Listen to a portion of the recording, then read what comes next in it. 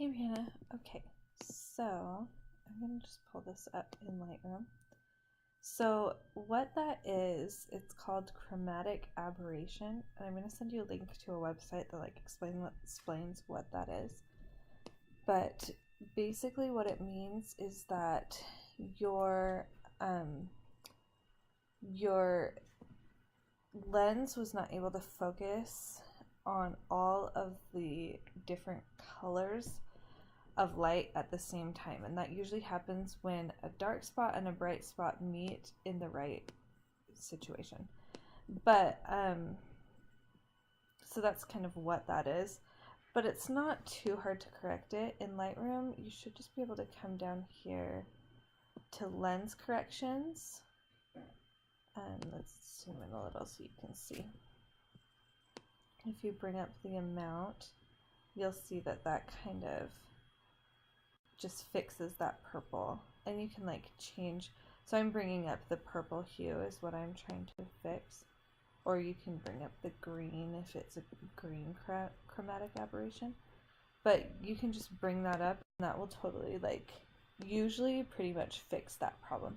There is still that little line, but it fixes a lot of it. As for your focus, because you were kind of worrying about that too, she could be a little bit sharper. Let's see. It looks like the focus fell just past her, like on the grass just behind her.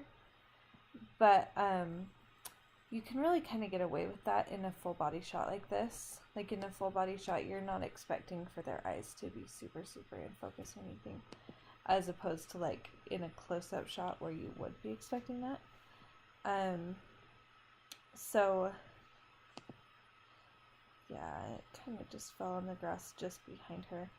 I don't even have a lot of great advice for you on that, because I manually focus everything.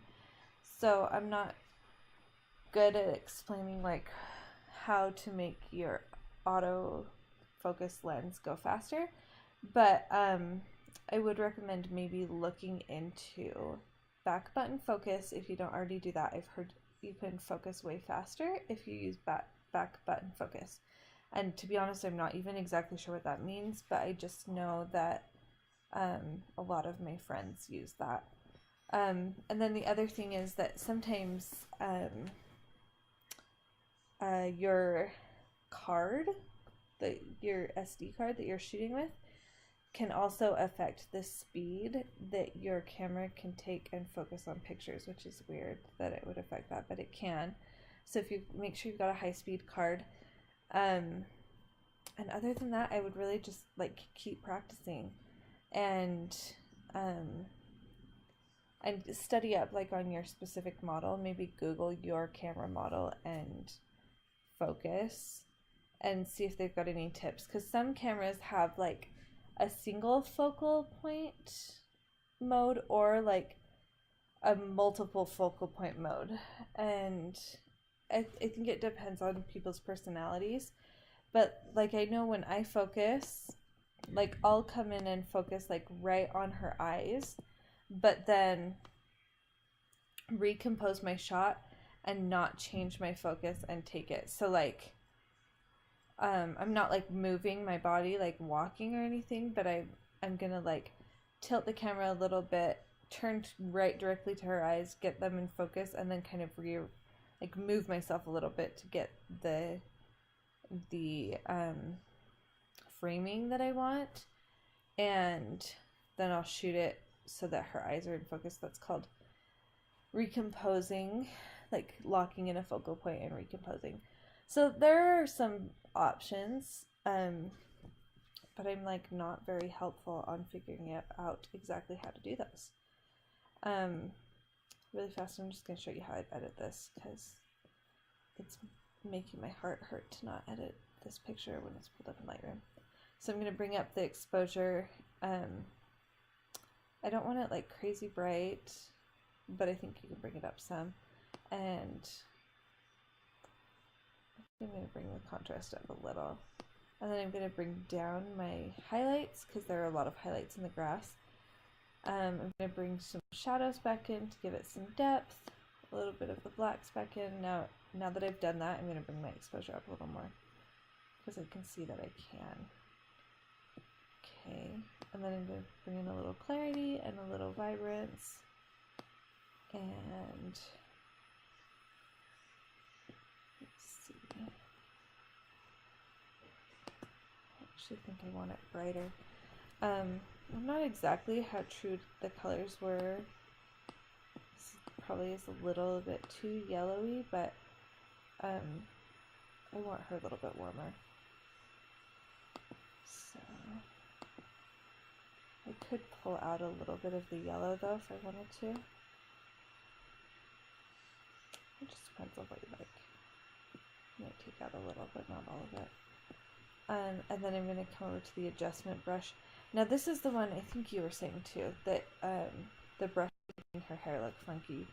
So I'm just going to try that and see if it's doing the same for me. So I'm going to bring up my exposure, bring up my contrast, bring down my highlights, bring up my whites, bring down my blacks, and bring up my sharpness, and probably bring down my shadows just a little. Okay. So in this situation, you definitely could just like skip her hair altogether and just do her skin. I'm going to go over her hair and just see what it looks like.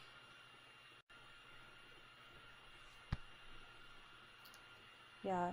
So there's not really a way to change like the lighting the way it was. What you could have done is when you were shooting, you could have recomposed, like stepped to your left, maybe 1 or 2 steps, so that her head was turned just a little bit more away from the sun, and you get a little bit less of it there in her hair, on the side of her hair. So I don't mind it when it's in the back, but when it's on the side, it can like be a little funky, if that makes sense. So kind of noisy. It really isn't bothering me because it looks real. It looks natural, I think. So I'm not like bugged by it. Just bringing this up a little. Bring my whites up some, so she's nice and bright. And then I'm gonna do a second adjustment brush, I think, and I'm just gonna come in and let's see, just do some of this. So I'm just sorry, that was not clear at all. I got distracted. Trying to decide what I wanted to do. So what I'm doing here is I am bringing in more shadows, more contrast, and bringing down the highlights a little bit because I want to make her pop out of the background a little bit more. So that's obviously like way too much, but it gives me a good starting point. So I'm just going to bring in those a little bit.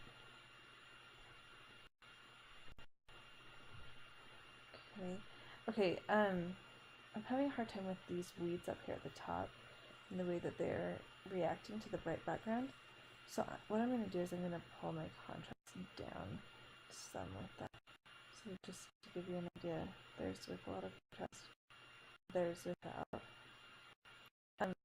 It's okay to have some of that because that just is kind of how we'd expect things to look. I'm going to apply some of the warmth.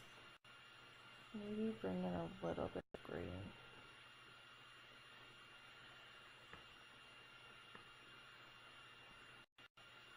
Yeah. Okay, I'm going to have to pull the... So when I take the highlights down, it's doing this weird thing to this background area. When I pull them up, it's not doing quite as much to those.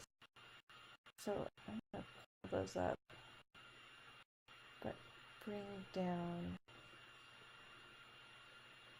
my exposure and my shadows a little bit, and then bring my highlights up a little bit more. to kind of help compensate for that. Okay, let me look at that before and after. Yeah, that's looking pretty good. And then I might just crop it a little bit, just bring up this bottom corner a little under her a little bit.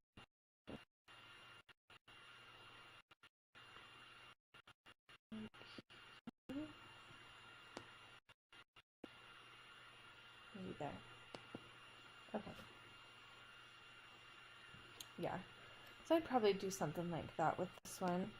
But like I said, like your focus is not like, oh look, my background, messing with the background got her like that.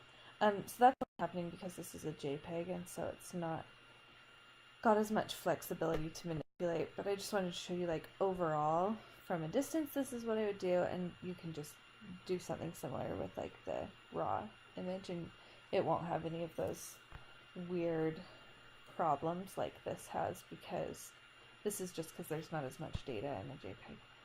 Anyway, hope that was helpful with like 10 things.